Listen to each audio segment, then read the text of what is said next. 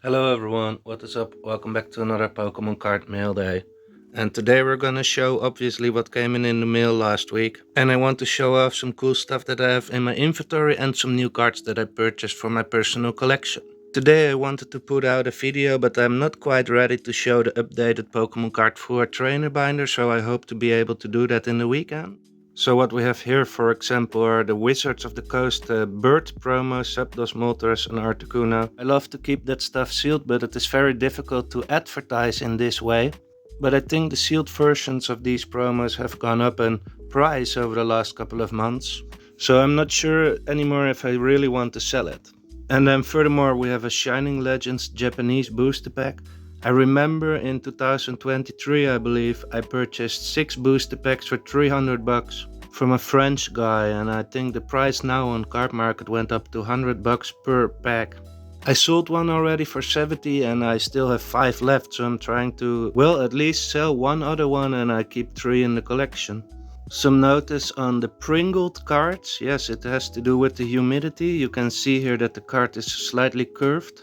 And it happens to me only or quite often to the reverse hollows and the foil cards like trainer galleries without texture. A part of this box was filled up with about 300 regular common holographic celebrations cards. And they sold out to one person for 30 cents a piece. And there was one Mew in there which was now I think $4 a piece. We settled on the price of 31 cents on average, so one Mew of $4 I don't really mind. Oh, while we're at it, sorry for shaking the camera, it will all be better when we move over to the tabletop view. One more thing that I really wanted to show you is that I have a couple of these sealed. I really had a lot, we opened tons of these kits. I think they were Build and Battle Stadiums, but maybe they were Build and Battle kits, but yeah, these are really nice. I think the price of the Gengar keeps rising at the moment. I had tons of these, really literally like couple of rows in such a box. I think here we have the 2023 booster packs, the Trick or Trade booster packs, really cool. We have 2 Yu-Gi-Oh booster boxes. I sold 5 packs in a couple of months for $2 a piece. I think I purchased the booster packs for €1.50 a piece. It's not going that fast with Yu-Gi-Oh cards, or at least this set. It's Soul Burning, Volcano, Legendary Duelist, I believe. Then we have some Korean and simplified Chinese booster packs over here. We have this booster pack that is quite cool, the Detective Pikachu 2-card movie pack. We have some Dragon Ball Z.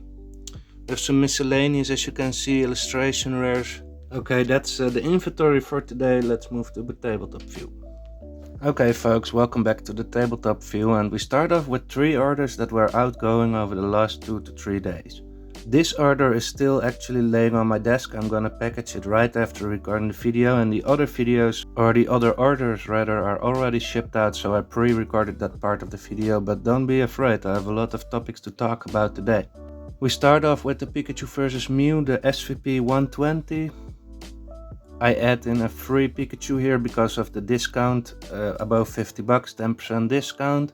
We have the Miltank art rare from V-Star Universe, the Florigato, I believe triplet beat, really great art rare, and this person was a Sprigatito collector and a Pikachu collector obviously. We have the Sprigatito and Liko art rare from the Simplified Chinese Gem Pack Volume 1. Now they asked me if I had this card 1 month ago, and I said I don't have it. Well, let me know. They said if you know someone that has it, I really want to buy it. So I purchased it in the hopes that they wanted to buy it from me, and then I got a message. I can't pay it right now, I can't afford it right now, it's about 33 bucks.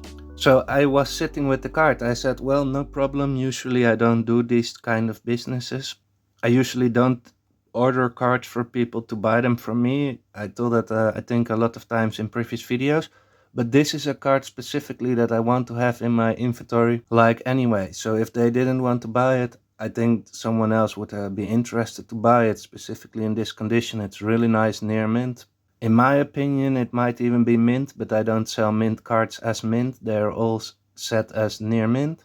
But 1 month later, hello, I really want to buy it. Is it still available? Yep, I still have it. So I'm glad it still goes to the person that wanted to have it in the first place. There was a lot of people already putting it in the watch list and a lot of attention to the advertisement. And now I'm going to ship it out for 45 bucks this order, and yeah, thank you for your business, and the package will be on the way. So while I'm going to show you the 3 outgoing orders, I really want to start to talk about the McDonald's Pikachu that I purchased on 26th of August, and it is now 25th of September, I believe. So what happened there? What was the deal? Little update and summary of the situation. I ordered the card for 25 bucks and $1 shipping on 26th of August. On 4th September, I didn't receive any cards. I contacted the seller. They replied on September 5th. They said, okay, I shipped out the card. If it doesn't arrive, you can appeal for a refund in a couple of days. 10th September, 11th September, 12th September, nothing happened. I said, hey, I still don't have it. No reply. Then on 18th of September, I started to see they had 800 sales, about 800 to 1000 sales. And they had, when I purchased the card, 7 not arrived shipments, 1 in 100. I thought, okay, that's not really bad. People do that to me all the time as well. They try to scam you and you get a bad notation on your account. But then, like a couple of days ago, maybe a week ago, I saw he had 140 not arrived shipments. So I knew already, I predicted already something was going totally wrong there. It might be someone that put up the McDonald's Pikachu for pre-order and then they ordered from Japan and they have the money of all the people. And then the pre-order does not come in. So they have to refund everybody basically. That might be one of those cases that you see very often on eBay, or that they just see it as a free loan. They put on unlimited amount of pre-order, or it was not even stated as pre-order. If you put it in the inventory on Card Market, it means that you have it in hand. There is a specific designation for pre-sale or pre-order, and this was not the case. It was already released for a couple of weeks. I keep track of the price for a couple of weeks. A long story short, now this company has 180 not arrived shipments, and I got a reply of them finally. But in the meantime, I already contacted Card Market, and Card Market took care of it for me. I got a refund from Card Market. And now this 1 or 2 days later, this company contacts me and they say, hey, I'm sorry, there was something going terribly wrong with the courier. And I'm already now in my mind, I'm not saying anything to them about it, but I think that's just bull crap. If you are doing business over the period of 1 to 2 months and steadily every day people are putting their orders at not arrived, which you can only do after 1 month. So throughout the entire month and probably perhaps a couple of weeks before that, since it started tripling in these not arrived sales on its account, yeah, there was something going wrong, and it's not the postal service that does it wrong like a month in a row. I mean, it can go wrong one day, but not every day for a month straight, or perhaps even 6 to 7 weeks straight. That is entirely your own mistake. What could have happened? That it cannot be the postal service. So yeah, I don't believe it. I don't take any of that. I'm not going to waste any more time. I have my money from Card Market, and it was fun to see how it all played out. Specifically, now I finally got reimbursed for my missing card by Card Market. Now I can talk really relieved about the situation. And I'm glad everything went okay, but the only downside is I purchased the card for 25 bucks a month ago.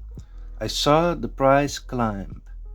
After 1 week, on September 4th, this person messaged me, hey, if something is, if the card does not get delivered, you get a reimbursement.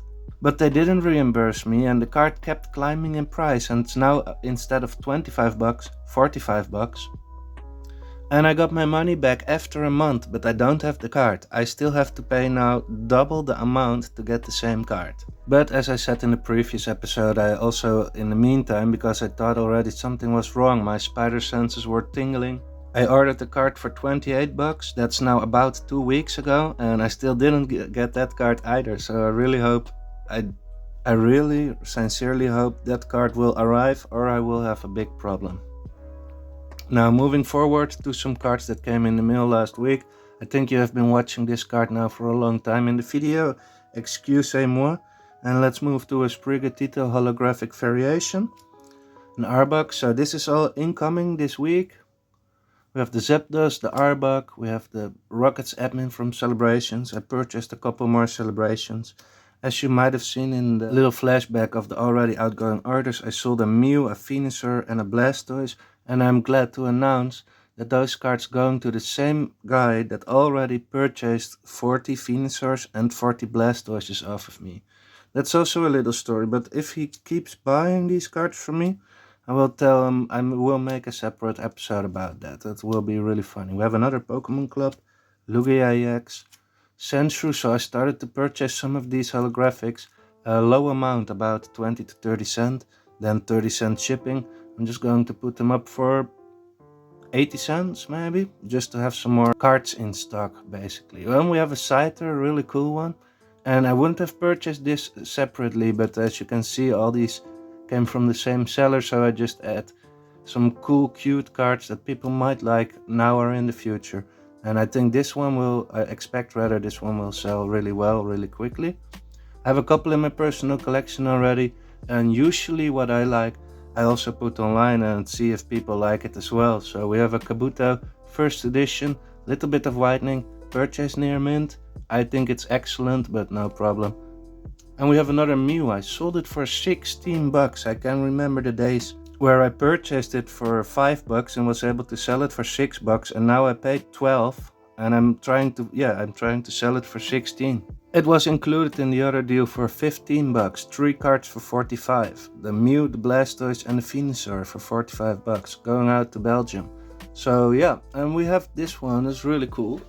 So for my fellow non-Americans, I believe this is a Costco exclusive. It's a Cosmos Foil Charmander from 151 obviously, and you got it in some kind of mini tin, I believe. Or they were promos, add to a bigger package, I don't really know, but it's a gorgeous card. I'm putting one up for sale again, and I'm gonna keep 3 of these in my personal collection as well, which we will see a little bit later in the video. Furthermore, we have some more celebrations. Dark Gyarados, really great card. One of my favorite art rares alongside the Steelix. I ordered an Ivysaur that's still on the way to my house, and I'm purchasing and selling these really rapidly.